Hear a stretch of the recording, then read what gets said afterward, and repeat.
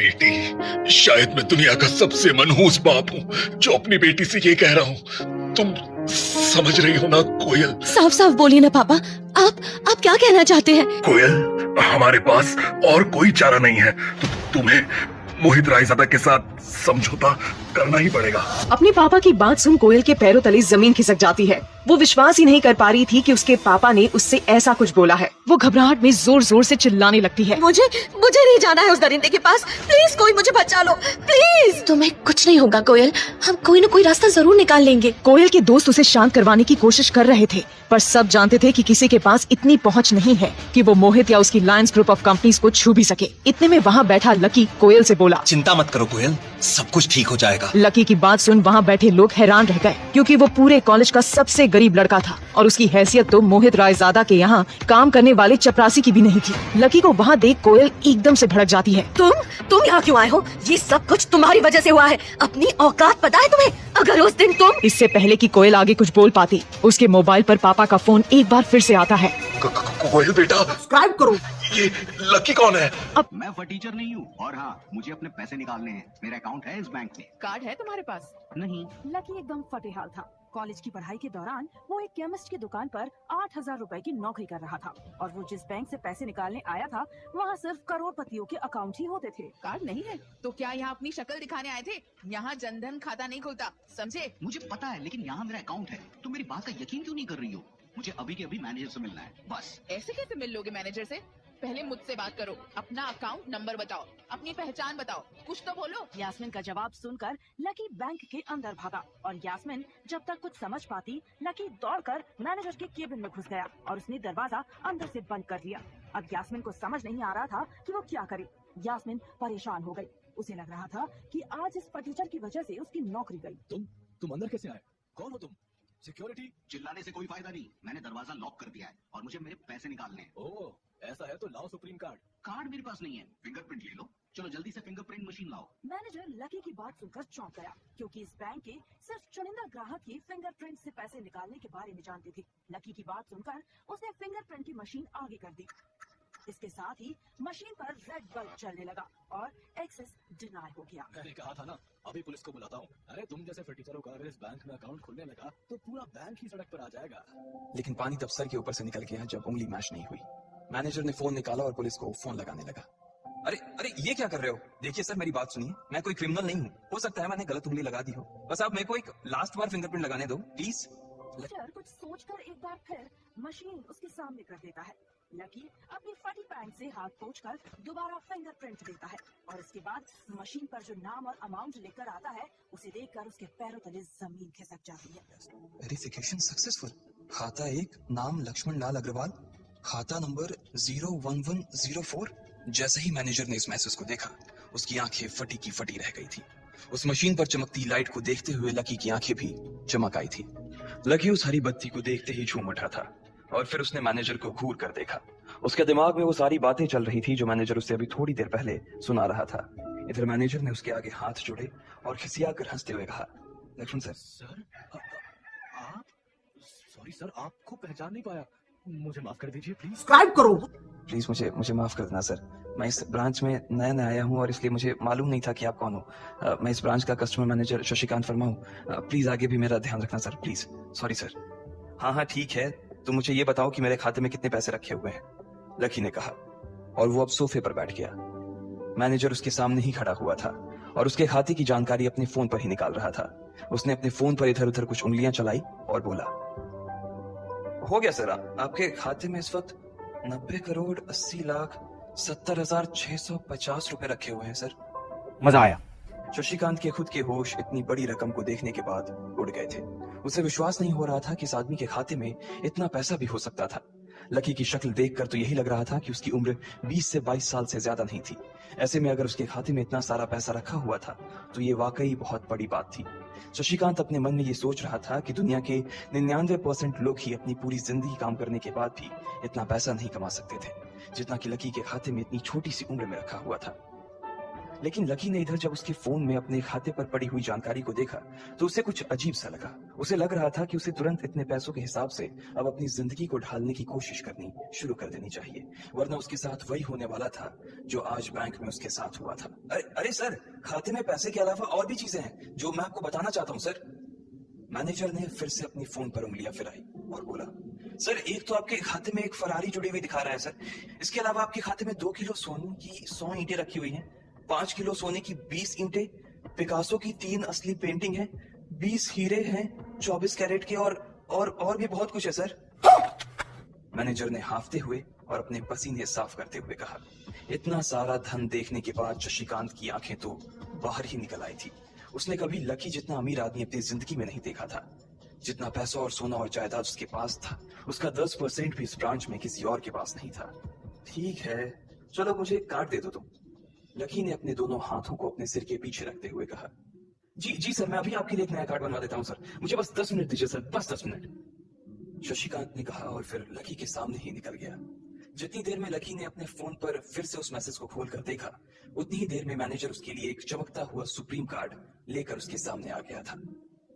लेकिन उस कार्ड को देखने के बाद ना जाने क्यों मैनेजर को ऐसा लग रहा था कि ये कार्ड लकी की संपत्ति के आगे कुछ भी नहीं था।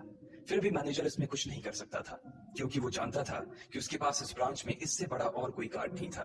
इसलिए फिलहाल वो लकी को यही दे सकता था। उसने उस कार्ड पर लकी का पूरा नाम लक्ष्मण लाल अग्रवाल गुदवा दिया था। लीजिए सर आपका कार्ड, पासवर्ड वगैरह सर आपको ईमेल पे मिल जाएगा। शशिकांत ने मुस्कुराते हुए कहा और वो लकी के सामने हाथ बांधकर खड़ा हो गया। इधर लकी ने उस कार्ड को उलट पलट कर देखा और फिर अपनी जगह से खड़ा होकर वो बाहर निकलने लगा। शशिकांत का मन तो यही कर रहा था कि वो उसे दरवाजे तक छोड़ने जाए, लेकिन उसकी ड्यूटी इसी ऑफिस में थी और वो किसी को बाहर छोड़ने नहीं जा सकता था। फिर भी वो लकी के लिए दरवाजा खोलने के लिए आगे आ गया था। इधर यास्मीन अपने केबिन में अपना सिर पकड़े हुए बैठी थी। उसे समझ नहीं आ रहा था कि आखिर अंदर चल क्या रहा था। एक पल को तो उसे लगा कि लकी पागल नहीं बल्कि बदमाश था कोई, और उसने शशिकांत को बंदी बना लिया था। लेकिन जब वो लकी के लिए कार्ड लाने के लिए अपने दफ्तर से बाहर आया तो यास्मीन को लगा कि कुछ गड़बड़ नहीं हुई थी। फिर ये इतनी जल्दी में कहाँ जा रहे हैं, उसने अपने आप से पूछा। शशिकांत को सुरक्षित देख बैंक के बाकी लोग भी दरवाजे पर से पीछे हट गए थे। वैसे भी उसे देखते ही सब लोग अपनी अपनी जगह पर वापस दौड़े चले जाते थे। शशिकांत का खौफ ही ऐसा था कि उसकी आंखों की झलक भर से खड़ा कर्मचारी जाकर अपनी कुर्सी पर बैठ जाता था। लेकिन एक बार शशिकांत के बाहर आने के बाद वो दोबारा बाहर नहीं आया था और ना ही लकी कमरे से बाहर आया था। इधर यास्मीन परेशान हुए जा रही थी। वो जानती थी कि अगर कुछ भी गड़बड़ हुआ तो सबसे पहले उसकी नौकरी जाने वाली थी। उसने बड़ी मुश्किल से और मेहनत करके इस नौकरी को हासिल किया था और वो किसी पागल की वजह से इसे अपने हाथ से नहीं जाने देना चाहती थी। जैसे ही परेशान यास्मीन ने अपनी नजर उठाकर फिर से उस कमरे की ओर देखा तो पाया कि लकी बहुत ही आराम से उस कमरे से बाहर निकलकर दरवाजे की ओर बढ़ता चला जा रहा था। रुको, तुम इस तरह नहीं जा सकते। यास्मीन जोर से चिल्लाई और भागते हुए लकी के पास चली गई। तुम्हारी हिम्मत कैसे हुई जबरदस्ती हमारे वीआईपी रूम में घुसे चले जाने की? यास्मीन ने गुस्से में पूछा। उसका मन यही कर रहा था कि वो अभी लकी का गिरबान पकड़कर उसे छोड़ दे, लेकिन उसने अपने आप को रोक रखा था। मैंने पहले भी कहा था आपसे, मैं यहाँ सिर्फ अपना पैसा लेने आया था और कुछ नहीं, लकी ने कहा और मुस्कुराने लगा। यास्मीन ने देखा कि उसके हाथ में एक सुप्रीम कार्ड था और वो उसकी उंगलियों के बीच चमक रहा था। यास्मीन के दिमाग में आया कि लकी ने ये कार्ड भी अंदर से चुरा तो नहीं लिया। इससे पहले कि वो यहाँ से चोरी करके भागता, यास्मीन जोर से चिल्लाई, सिक्योरिटी सिक्योरिटी। उसकी आवाज को सुनते ही दो बंदूक वाले गार्ड भागे यास्मीन के पास आ गए। ये चोरी करके भागा, पकड़ो इसे। लकी ने जब यास्मीन के मुंह से ये बात सुनी तो उसके कान खड़े हो गए। इससे पहले कि वो वहां से अपनी जान बचाकर भाग पाता, सिक्योरिटी वाले ने उसे धर दबोच लिया था और फिर उसकी जेब टटोलने लगे थे। इधर यास्मीन ने देखा कि उस सुप्रीम कार्ड पर उसने अपना नाम भी गुदवा दिया था। तुम्हारी इतनी हिम्मत कि तुमने शशिकांत सर को जाना फिर अपना नाम भी लिखवा दिया इस पर, इसकी जेब चेक करो। यास्मीन ने गुस्से से कहा। दोनों में से एक कार्ड लड़की की जेब टटोलने लगा था। लड़की की समझ में नहीं आ रहा था कि आखिर ये लड़की उससे समझ क्या रही थी। अगर उसे उसके खाते या उसकी संपत्ति या सिर्फ उसके परिवार के बारे में पता चल जाता तो भी यास्मीन उसके पैरों में गिर जाती। इससे पहले कि लड़की अपनी सफाई में कुछ कह पाता, एक कार्ड खोला। अरे इसकी जेब में तो कुछ नहीं है, बल्कि फटी हुई जेब है इसकी। तभी उसकी बात सुनकर दूसरे सिपाही ने कहा, मैडम हो सकता है ये इसी जेब में चाकू रख कर लाया हो और इसको निकालते हुए उसी चाकू से उसकी जेब फटी हो। ये सही रखा। दूसरे सिपाही ने अपनी बात कराते जवान ये सब आप लोग क्या बोल रहे हो? इससे पहले की लकी आंखों कुछ बोल पाता, वो बात भी उसके दोनों हाथों को रोकता था। लेकिन यास्मीन अपने मन में सोच रही थी कि अगर वो चला था तो फिर वो चला कहाँ गया था। वहां पर अचानक से यास्मीन की आंखें बड़ी सी हो गई थी।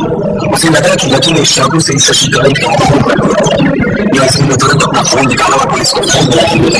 हेलो पुलिस स्टेशन, मैं सिटी बैंक से बोल रही हूँ।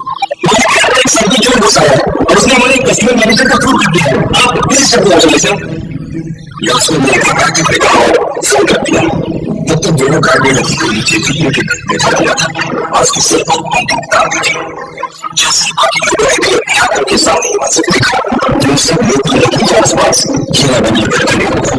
अंदर बैठे मैनेजर ने जब संजय को देखा तो वो भी अपनी सिविल सिस्टम बंद करके बाहर आ गया। उसने जोर से आवाज दी। जैसे ही सब लोगों ने उसकी आवाज सुनी तो शशिकांत वर्मा की ओर देखने लगे। देखने वाले में यास्मीन भी शामिल थी और उसने देखा कि उसका मैनेजर तो जिंदा है और सही सलामत उसकी आंखों के सामने खड़ा था। सही जिंदा है। यास्मीन ने शशिकांत को शेरा शशिकांत की ओर देखते हुए कहा, लेकिन अगली पल उसकी खुशी की जगह दुख ने लेनी थी। उसे एहसास हुआ था कि उसने कितनी बड़ी गलती कर दी। यास्मीन ने अपनी जुबान काट ली और उसके चेहरे पर बहुत चमका शशिकांत। उसने कहा, मैं भी कुछ नहीं मिलेगा और तुमने ये सब क्या तमाशा किया? जैसे ही वो आगे आया उसने देखा कि उन लोगों ने लकी को गन डाउन करना चालू किया। अरे किसने किया? किसने किया? शशिकांत तुरंत लकी की ओर गया और उसके पास खड़े दोनों गार्ड्स को बता दिया।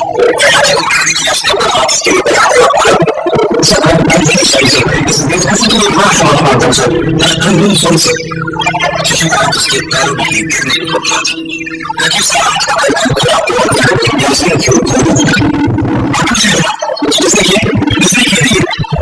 इसने सिर्फ एक नहीं किया बल्कि इसने पुलिस को भी बुला दिया।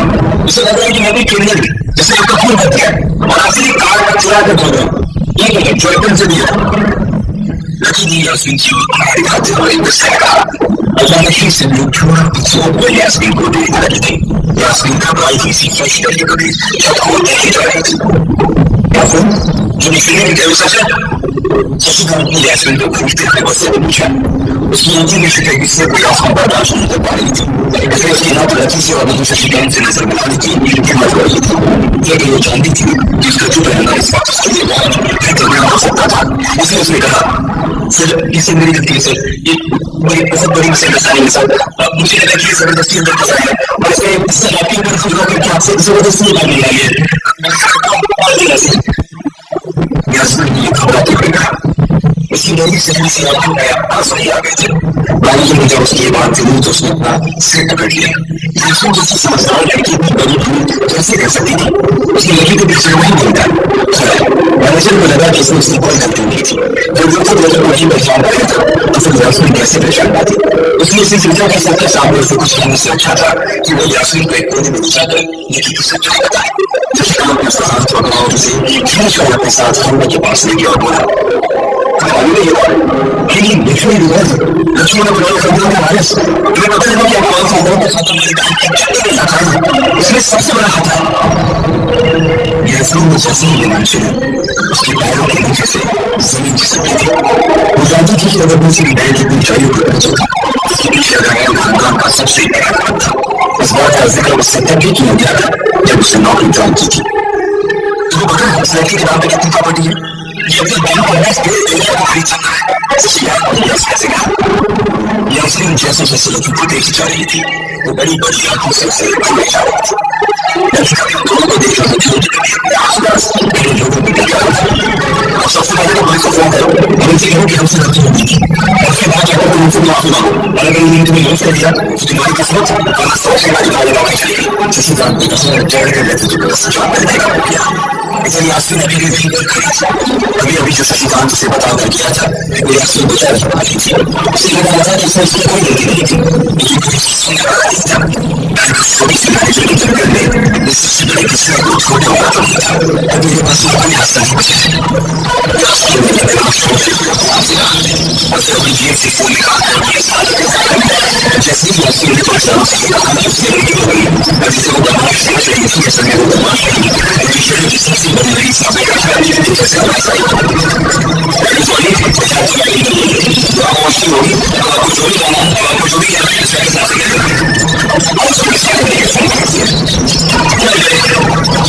यास्मीन ने अपने आप से उसके साथ अच्छा काम करती उसे समझ नहीं आ रहा था कि वो क्या है उसके पास लड़की से माफी मांगने के अलावा कोई चीज नहीं बचा था लेकिन अगर लड़की से माफी की अंदर मेरे ऊपर ऐसे लड़के का खर्च चढ़ा दिया तो यास्मीन ने अपने से कहा और वो और किसी तरह का उसने कहा कि लड़की उसे दूर कर देगा शशिका लड़की कोशिश कर रहा था कि वो लड़की को शांत करा सके लेकिन लड़की वहां से जाने का नहीं कर पा रहा था यास्मीन से पास हुई थी वैसे वो जानती थी कि उसे माफी मांगने से उसकी जितना बनने वाली काफी नहीं फिर भी उसे एक बार कोशिश करनी चाहिए और लड़की से कहा सर आपको गलत समझ रहे सर एक्चुअली हमने यास्मीन ने उसकी कॉपी को लिया और एक सांस लेते हुए आगे बढ़ी सर प्लीज मुझे माफ कर दीजिए सर मेरी इंटर से आपको कॉल करने को बिल्कुल नहीं थी मुझे जो कुछ कर रही थी बैंक की सेफ्टी के लिए करनी थी सर यास्मीन देखे कराते हुए कहा और नीचे देख रही ऐसा लेकिन कहा उसके हाथ से यास्मीन का यास्मीन को अपनी बात पर विश्वास ही नहीं हो रहा था